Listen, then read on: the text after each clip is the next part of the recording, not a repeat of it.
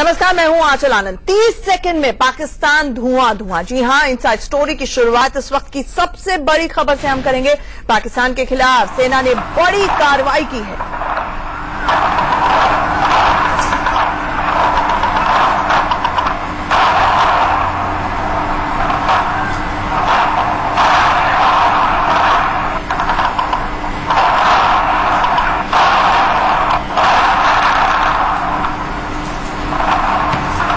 सेना ने नौशहरा में पाकिस्तान की कई चौकियों को तबाह कर दिया। सेना ने 30 सेकंड का वीडियो जारी किया है, जिसमें आप देख सकते हैं कि कैसे सेना ने तोप दागकर पाकिस्तानी चौकियों और बंकर को नष्ट कर दिया।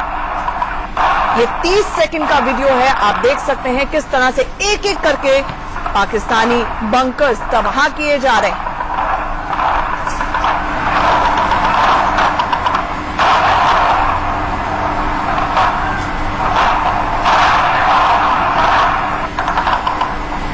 तस्वीरों में देखिए, ये प्यूनिटिव कार्रवाई मानी जा रही है सेना की तरफ से। सेना पहली बार सामने भी आई है और साफ तौर पर कहा है कि उसने किस तरह से पाकिस्तानी बंकर्स जो इन्फिल्ट्रेट करने में आतंकियों को मदद करते थे, उनको एक एक करके तबाह किया है। पिछले साल सितंबर में सर्जिकल स्ट्राइक के बाद इसे सेना की तरफ से सबसे बड़ी कार्रवाई माना जा रहा है। आपको ये भी बता दें कि कृष्णा घाटी में अभी कुछ वक्त पहले ही भारत के 2 सैनिकों को किस तरह से बर्बरता से मारा गया था, उनके शवों को क्षत विक्षत कर दिया गया था पाकिस्तानी बैट टीम ने। अब कहीं ना कहीं इसे जवाबी कार्रवाई के रूप में भी देखा जा रहा है, लेकिन ये साफ है कि ये जो कार्रवाई है सेना की तरफ से, ये ना सिर्फ प्रिवेंटिव है बल्कि प्यूनिटिव भी है। प्रिवेंटिव इसलिए क्योंकि कहीं ना कहीं इन्फिल्ट्रेशन सेना की तरफ से कहा गया कि जैसे ही बर्फ इस पूरे इलाके में कम होना शुरू करती है, इन्फिल्ट्रेशन बढ़ जाती है। पाकिस्तान की जो चौकियां हैं वो बाकायदा इन्फिल्ट्रेटर्स को भारतीय सीमा के अंदर घुसाने की कोशिश करती है। जब कहा गया कि जैसे ही बर्फ इस पूरे इलाके में कम होना शुरू करती है, इन्फिल्ट्रेशन बढ़ जाती है। पाकिस्तान की जो चौकियां हैं वो बाकायदा इन्फिल्ट्रेटर्स को भारतीय सीमा के अंदर घुसाने की कोशिश करती है, जम्मू कश्मीर में घुसपैठ कराने की कोशिश करती है, नंबर 1। और नंबर 2, साथ ही साथ ये प्यूनिटिव भी देखी जा रही है कार्रवाई, क्योंकि सर्जिकल स्ट्राइक के बाद ये मुंहतोड़ जवाब भारतीय सेना की तरफ से पाकिस्तान को माना जा रहा है। और बाकायदा सेना की तरफ से 30 सेकंड का ये वीडियो जो जारी किया गया है, ये कहीं ना कहीं एक स्ट्रॉन्ग मैसेज ना सिर्फ देश में, ना सिर्फ पाकिस्तान में, एक अंतर्राष्ट्रीय कम्युनिटी में भी कहीं ना कहीं देने की कोशिश है कि अब भारत जो है वो इन्फिल्ट्रेशन को लाइन डाउन नहीं लेगा। क्या कुछ कहा है सेना ने, वो भी सुनिए सबसे पहले।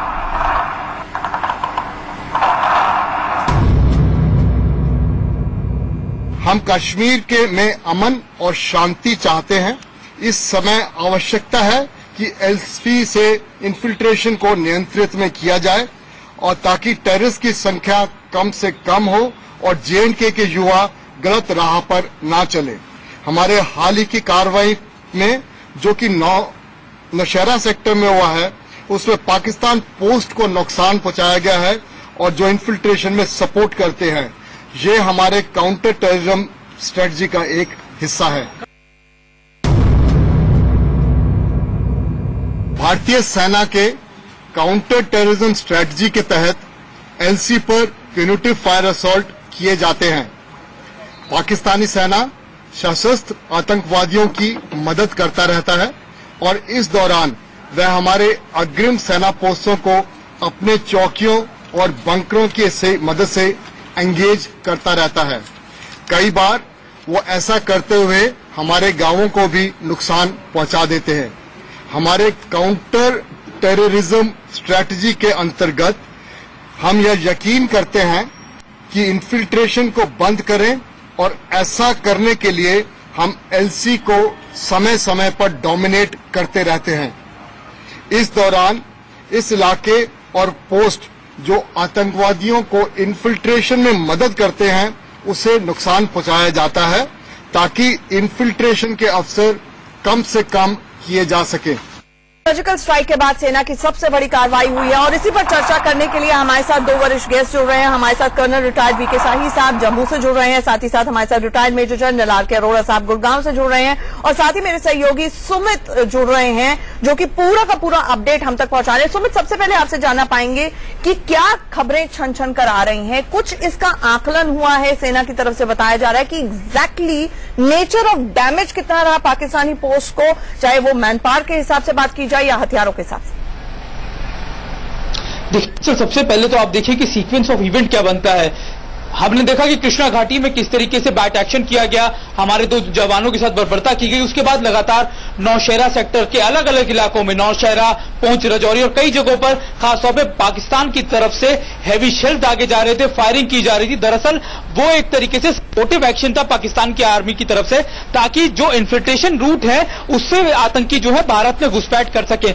और यही हमने देखा कि किस तरीके से नौगांव के अंदर भी अभी हाल ही के 1-2 दिन पहले भी 2 टेररिस्ट को एलिमिनेट किया हमारी आर्मी ने।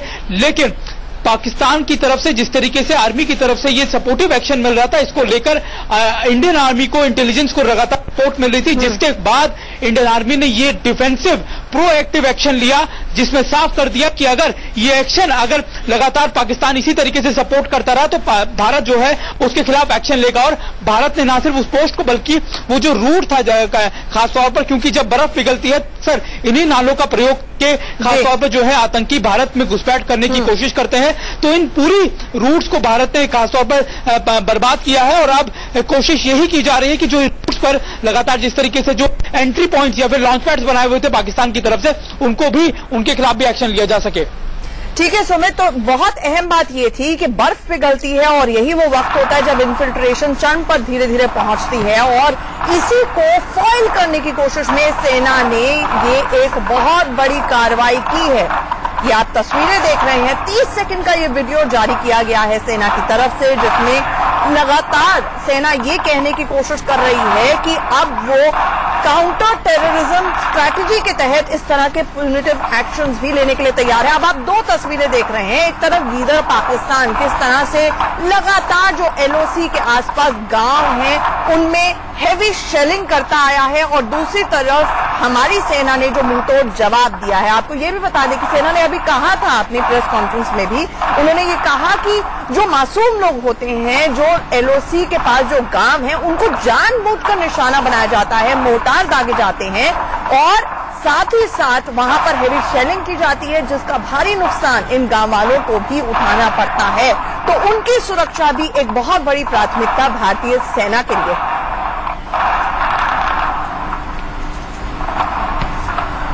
आपको ये भी बता दें, आप देख रहे हैं 2 तस्वीरें, और कहीं ना कहीं आप देखिए कि जो पाकिस्तान है वो मासूमों को, जो बिल्कुल ही आम जनता है, जिनका कोई लेना देना नहीं है, उनको निशाना बनाता है, उनको टारगेट करता है। जबकि भारत की तरफ से जो कार्रवाई हुई है वो एक स्ट्रॉन्ग मैसेज जरूर देने की कोशिश है, लेकिन उसके टारगेट्स बहुत स्पेसिफिक थे। खास तौर से वो चौकियां जो घुसपैठ कराती आई हैं, जिनका पाकिस्तानी आर्मी का सपोर्ट रहता है, उन चौकियों को ही निशाना बनाया गया है। हमारे साथ रिटायर्ड कर्नल वीके शाही साहब भी जुड़े हुए हैं। शाही साहब, आपसे ये जानना चाहूंगी, सेना ने एक शब्द का इस्तेमाल किया, प्यूनिटिव, तो क्या ये नया नॉर्मल माना जाए? हालांकि इस तरह की कार्रवाई होती रही है, लेकिन एक सामने आना सेना का, उनका वीडियो रिलीज करना 30 सेकंड का, और ये कहने की कोशिश करना कि हम अब इस तरह की जो इन्फिल्ट्रेशन होती है उसको लाइंग डाउन नहीं लेंगे, हम प्यूनिटिव कार्रवाई करने के लिए तैयार हैं।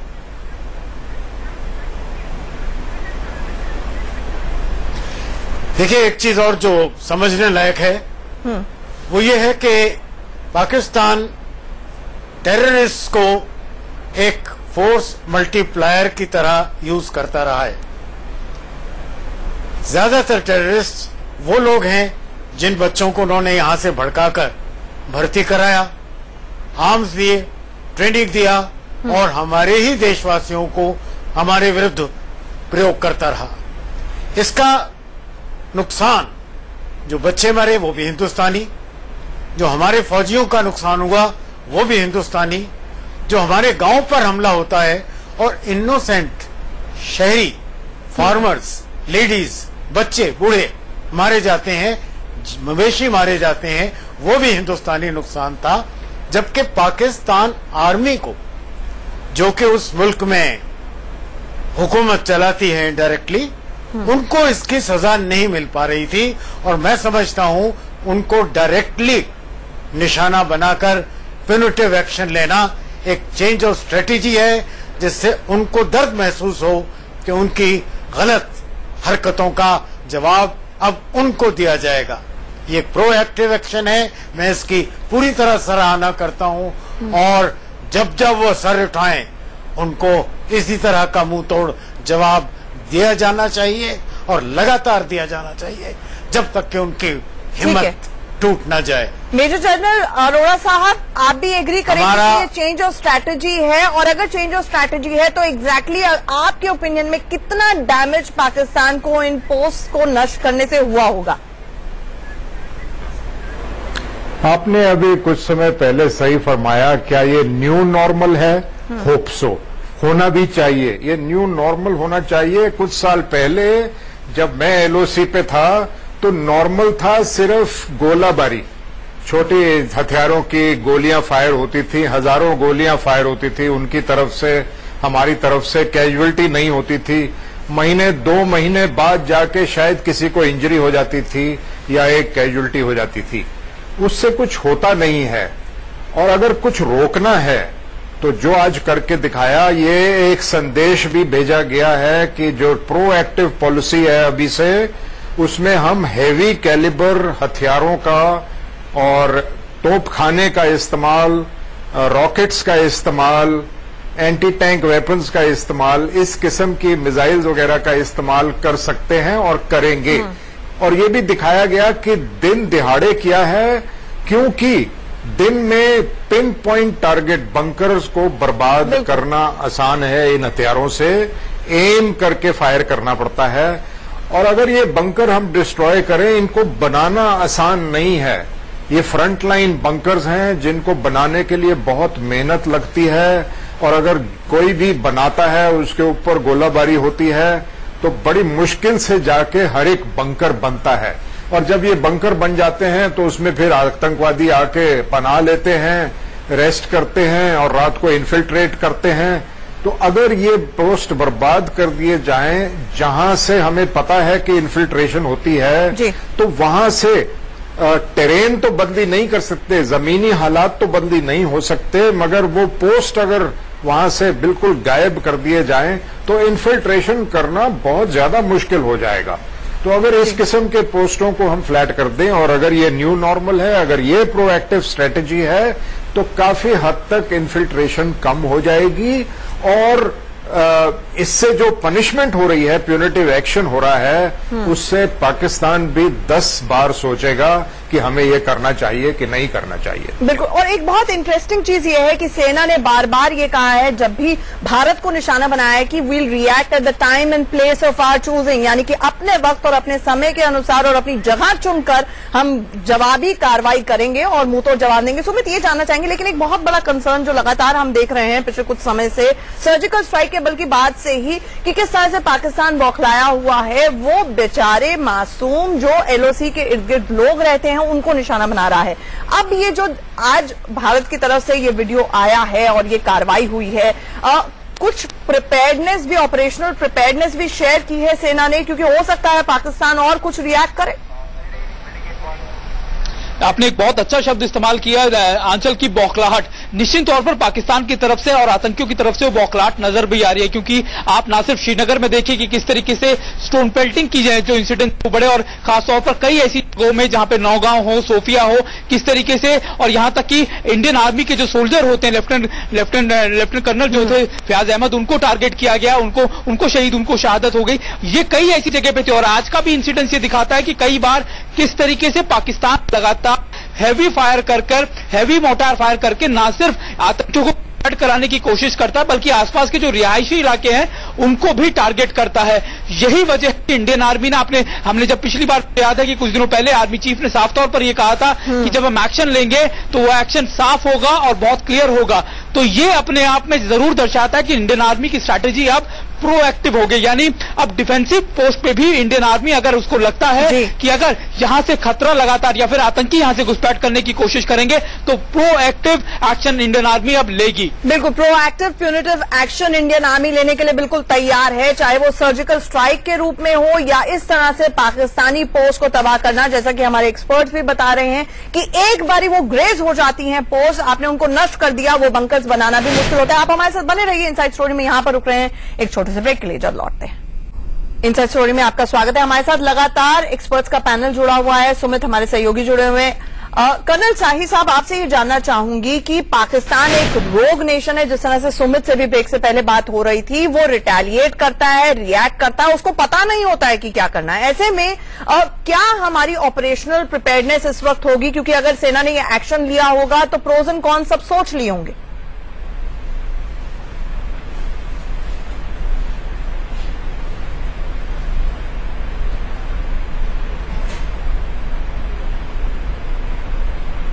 और एक्सपर्ट्स जो फील्ड कंडीशन में और बॉर्डर पर तैनात हैं वो इस मामले में पूरी तरह काबिल हैं, होशियार हैं, और पाकिस्तान जितना भी रिटेलिएट करे मैं समझता हूं हम वो कुव्वत, ताकत, शक्ति रखते हैं कि उनको हर हद तक मुंह तोड़ जवाब दिया जाए।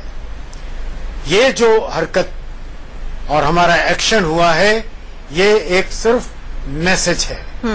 मैं कहना चाहूंगा कि इब्तिदाए इश्क है, रोता है क्या, आगे आगे देखिए होता है क्या।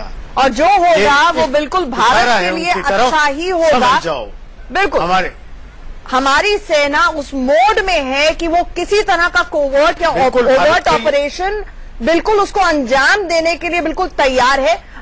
हमें एक छोटे से ब्रेक के लिए रुकना होगा। मैं आपके पास भी आऊंगी मेजर जनरल अरोड़ा साहब, एक छोटे से ब्रेक के लिए यहां पर रुकना होगा। हमारी ये बड़ी पेशकश